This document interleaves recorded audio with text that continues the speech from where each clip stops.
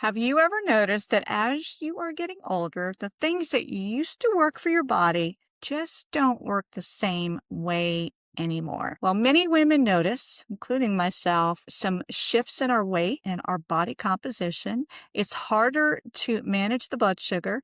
We have less energy and we're feeling weaker or less stable. Maybe our balance is off, right? So today we're talking about muscle and metabolism and why building strength is one of the most powerful things we can do for our health, especially living and managing insulin-dependent diabetes. And just want to share a little bit of my own experience with strength and staying active. Now, I have always been active. I've always enjoyed exercising. I'm one of the lucky ones. It's really like therapy for me, mental, physical. I like to sweat. I like to move.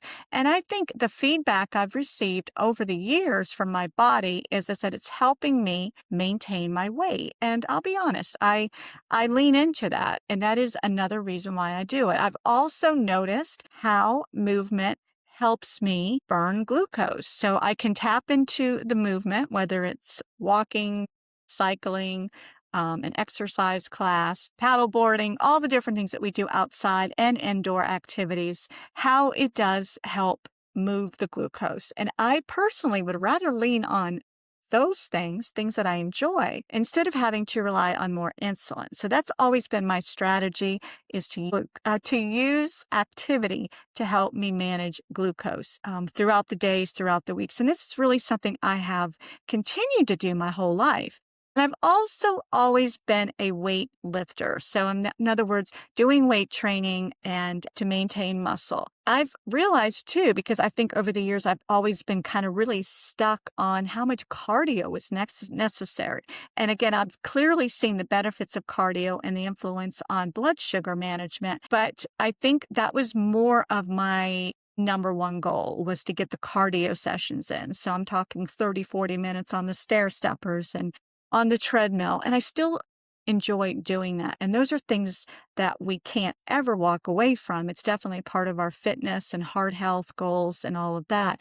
But there needs to be more emphasis on how important it is to maintain muscle, to get stronger. Even at this age, we can build muscle and continue to gain strength. So it's never too late to start. And it's something I think we should always be striving for. So the role strength plays in how we want to age, and the connection that I notice between muscle and blood sugar stability. So to me, it's like a deposit in the bank. So often it's the day after that I notice that insulin is working better. I always sleep better. I reach for better food options. Again, when we put time and effort and commitment into an activity that we know is going to help our health and living with diabetes, that to me is the motivator. And I'm more apt to be eating better, avoiding the sweets, if I can kind of look at the whole picture and say, this is really the reason why. And it's not that I don't ever have sweets. I definitely do indulge sometimes and have a treat. But I think all in all, it's really my main goal is to keep all these things as steady and consistent as I can. And again, moving the body, lifting the weight, and again, trying to work on my own strength and lifting heavier, making sure I have a spotter in the gym with me just to be there, to help monitor that weight that I might be increasing. But another thing that is really important, I think, over the years is I've always thought that I've got to keep doing more and more and more. So it's hard for me to go to the gym and just not touch the weights, I'll be honest, because it's like I'm there, they're available, I love doing it, I love the results it's giving me.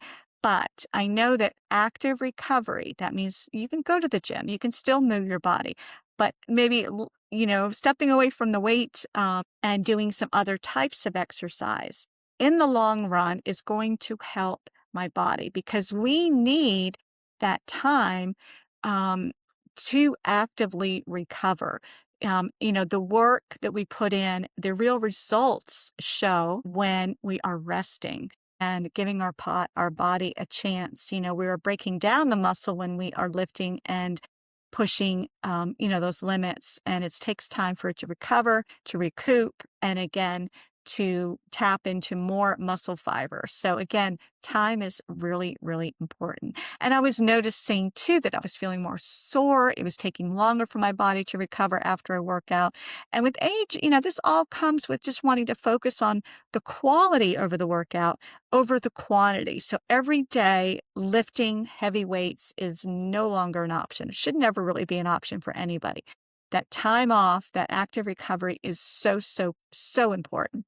And to realize the gains happen when we rest and during that active recovery time. I can't say this enough. And these are things that I've myself are working through and working on. Got to remind myself a day off is not really a day off. It's really giving our body what it needs to repair and ultimately get to that next level of strength. And this is what I've learned over the years, that staying strong isn't about looking a certain way. For me, it's about protecting my metabolism, supporting my blood sugars, continuing to do the things I love as I age. Living with type 1 has made me pay closer attention to these patterns. So why does muscle matter, especially for us women with type 1? Well, here's a few key points to consider. So the muscle tissue is a major place in the body where glucose is stored. So the more muscle equals better insulin sensitivity. So it's you can think of it like a reservoir for the glucose to be needed and to be deposited and to be utilized. So again, if we have more muscle, then we can afford a little bit more glucose or food in this case. And another thing is muscle helps stabilize blood sugars after meals. Again, this might be something that you see over time. It may not be an initial response, but again, I was mentioning making those deposits in the bank and knowing that what you're doing will pay dividends today, tomorrow, and next year. Just knowing that what you're doing will help you long term. Muscle protects metabolism, like I was saying. It needs calories to maintain and to build. So those calories that you're bringing in, the carbs, the protein, the healthy fats are all helping to support your metabolism and your muscle strength. And this is all while hormones are shifting after the age of 40. And now, muscle is actually one of the biggest places in our body that uses glucose, like I was saying. So when we protect and build muscle, we're supporting better insulin sensitivity. So the two work together. They really do. So what changes after the age of 40? So here's a few simple concepts. We know estrogen declines. Insulin sensitivity can shift as estrogen is declining and progesterone is also declining and it's fluctuating. Muscle naturally declines if we don't challenge it, right? And metabolism will slow.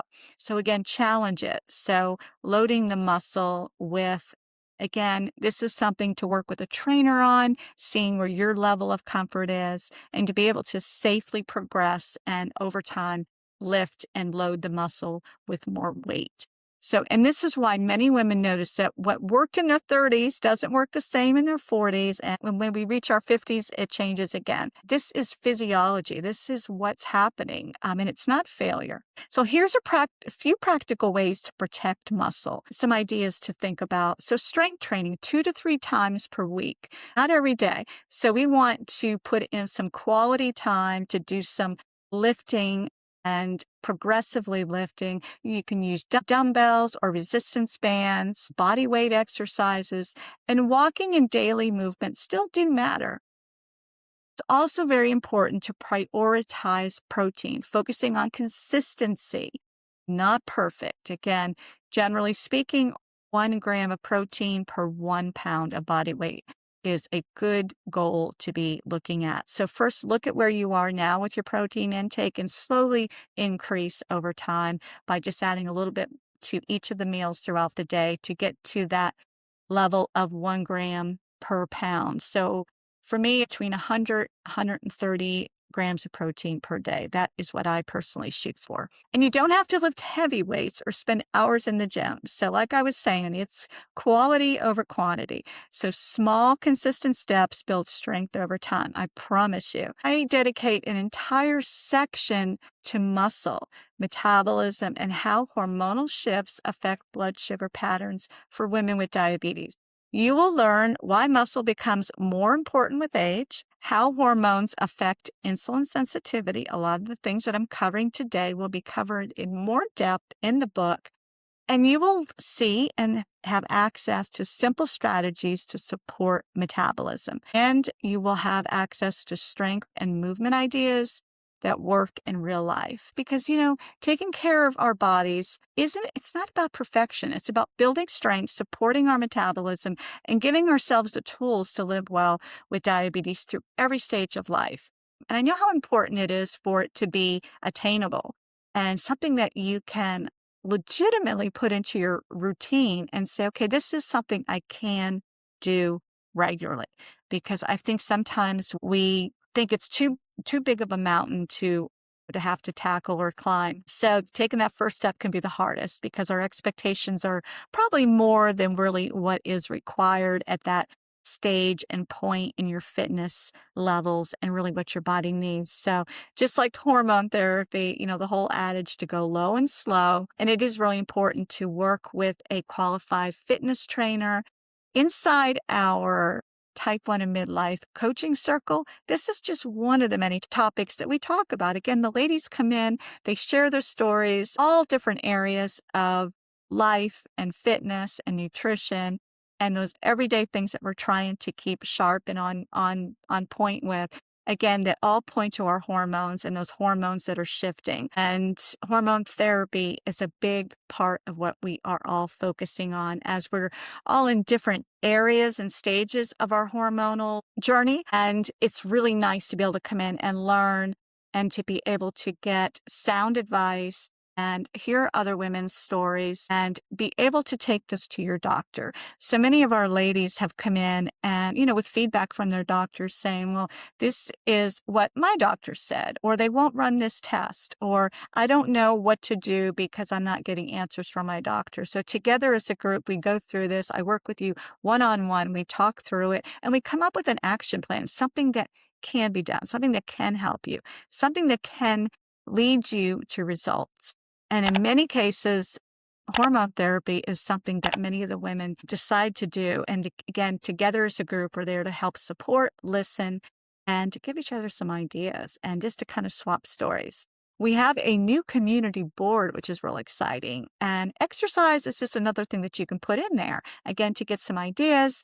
You can kind of keep track of what you're doing, how you're doing it, and it lets all the other ladies kind of see where you are. It's a visual board that everybody has access to add to and to keep in track with one another. It's really, really fun. So there's a lot of things happening inside the Type 1 and Midlife Coaching Circle. I hope you check it out. There's more details are right here in the show notes. And another thing that I don't want to forget about today, if this topic resonates with you, we talk about all the everyday things that we are all trying our best to find action steps on. And the book that is going to be on the shelves before you know it, I want to invite you to join our advanced review team. So as a member, you will receive a free digital advanced copy of Highs, Lows, and Hormones before the official release, hoping to getting it out available for purchase in late April 6. You will, as part of the advanced review team, you will get early access to the resources and tools that are included in the book. You get to purchase the print version at a pre-release discount. And in exchange, you leave an honest review on launch day. Your message is going to help reach women who desperately need it. So excited that Dr. Vanessa Severa is our contributor and Kelly Schmidt. And I'm just so excited. They are as passionate about this project and the need of this resource in this book to be offered for women around the world. So excited. So if you want to be part of that review team that gets to take a peek at the book before anybody else, you can register through the link in the show notes. And this is bigger than a book. It's about helping women thrive in midlife with insulin-dependent diabetes. It's not an easy journey, but there are answers. There is so much support. And there are ways to get through this. I've been able to do this. Again, I've had a lot of bumps in the road and challenges. Another reason that's really driven me and inspired me to write this book is because I know how much it's needed. It's the information I wished I had years ago. So again, stay tuned and visit the link right here in the show notes to get on that advanced review team. I would love to have you join us. And if you have any questions or comments about this topic today, about the importance of muscle, and just a reminder of all of the benefits of staying active and challenging ourselves in the gym, just drop me a note. I'm over on Instagram at Type 1 and Midlife and on TikTok, all the social channels.